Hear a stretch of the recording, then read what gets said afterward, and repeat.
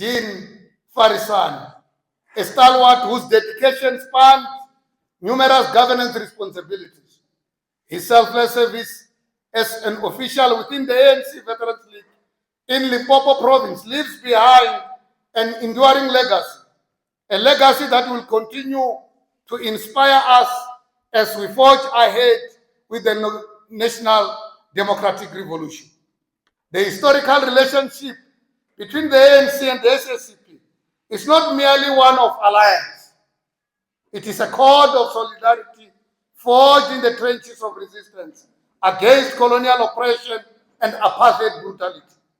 From the formation of the Congress Alliance and the adoption of the Freedom Charter in 1955 to the seminal Morogoro Conference in 1969, our partnership has shaped the ideological and political foundation of our struggle.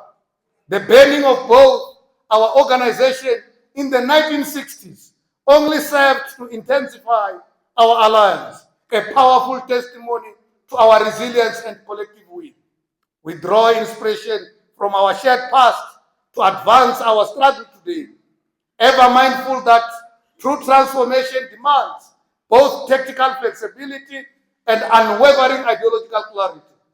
As we navigate the challenges of the national democratic revolution, we reaffirm that this revolutionary program is not only the minimum program, but the very heartbeat of our vision for a democratic, non-racial, and socialist South Africa. Together with the SACP, COSATU, and SANCO, and other progressive forces, we stand united against those who seek to dilute our gains. We acknowledge that on the ground, there are persistent efforts to undermine state assets in favor of multinational interests. In response, we call for a renewed focus on the public ownership of critical sectors, a bold program for land and agrarian reform, and a comprehensive restructuring of our economy to ensure that wealth is equitably shared. This is not merely a political preference. It is a necessity in the face of neoliberal policies that continue to serve and exploitatively a minority. We also note, with both respect and revolutionary determination, the resolution of the South African Communist Party Special National Congress to contest the 2026 local government election. This decision presents both new dynamics and opportunities for deeper mobilization and enhanced political engagement at the grassroots level.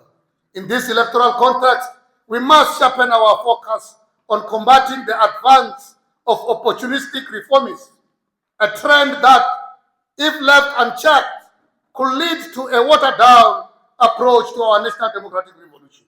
Our collective task is to ensure that every policy and every political strategy remains rooted in the principles of social equality and progressive transformation. In today's global context, we are compelled to confront the twins of imperial aggression and a capitalist exploitation. We strongly condemn the warmongers within the European Union and NATO for their irresponsible actions that have deepened geopolitical tensions and wreaked havoc on the lives of workers everywhere. This results in the rise in the cost of basic commodities. Cooking oil, fuel, grains demonstrate in a stark relief that consequences of policies that favor imperialist ambitions over the needs of the people.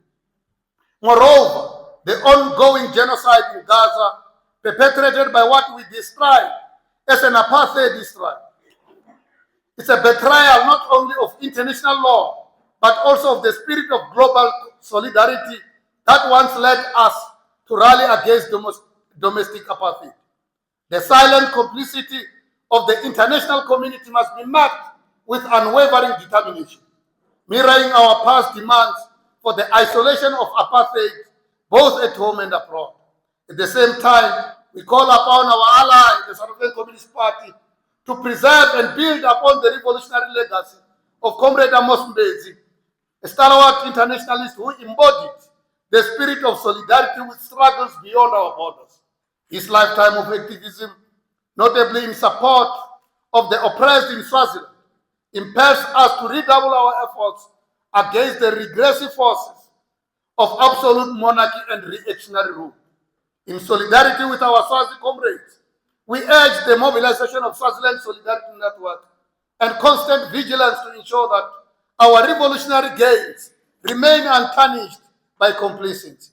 We are deeply alarmed by policies promulgated by institutions like the Department of Communications and INCASA, which dilute the BBBEE requirements to accommodate the interest of foreign multinational corporations.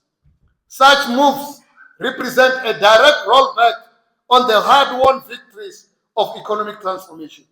Echoing the warnings of Comrade Joe Slovo, we must resist any vision of post-apartheid society that enshrines a capitalistic order rife with all the inequalities, merely camouflaged to serve a new minority elite. Guided by our understanding of the class struggle within our national context, you must remain at the forefront in exposing and combating these neoliberal forces. We recognize and celebrate the significant progress made by the South African Post Office as it now emerges from business rescue. This milestone is not just a recovery, it is evidence to the strength and the resilience of state institutions when they are reformed to serve the people rather than profit-driven interests. Yet, our work remains unfinished. The call for a state-owned bank continues with ever-increasing urgency. Such an institution is essential for ensuring equitable access to financial services, for defending our economic sovereignty, and for restricting the exploitative practices of multinational corporations that too often undermine our developmental goals. We want to assure the SACP that as the ANC in Limpopo, we are fully committed to ensuring that our government delivers essential services to the poor and the working class.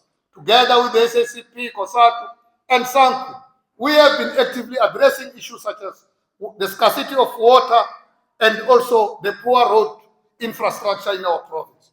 Today, we can report significant improvements in the implementation of water projects across the province. These projects are under constant review and feature as a standing item in our PEC meetings. We have taken a similar proactive approach with road maintenance, prompting the Department of Public Works to procure yellow fleet and hire operators to maintain our roads. We encourage the SACP to continue engaging with the ANC as we work together to overcome these service delivery challenges. In the face of these manifold challenges, we must not allow reactionary forces to impose their agenda upon our beloved nation. Instead, let us draw strength from our history, a history of resilience with the heroic sacrifices of comrades who never wavered in the face of oppression, and from our shared vision of an inclusive, vibrant society built on the principle of socialism. We call upon the youth, the working class, and every sector of our society to rediscover the revolutionary zeal that has always defined our movement. Without a revolutionary theory, there can be no revolutionary movement. These words, echoing the profound insight of Marxist and Leninist thought, remind us that our struggle must always be guided by a rigorous understanding of a historical materialism and a clear vision for the emancipation of the working class.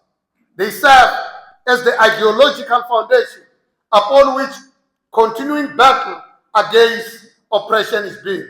Political education, grassroots mobilization, and unity are the cornerstone upon which our future must be constructed.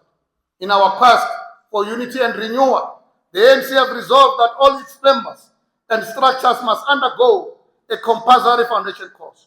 Taking advantage of our dual membership, we call upon the South African Communist Party in Limpopo, as they are called, the advanced detachment in society, to complement this program by rolling out similar programs to develop more cadres. Comrades, With these few words, we extend our heartfelt wishes for the success in the deliberation of this provincial council. Let us continue to dismantle the oppressive structures of the past, counteract the neoliberal grip of today, and build a Limpopo with a socialist characteristic. Thank you very much.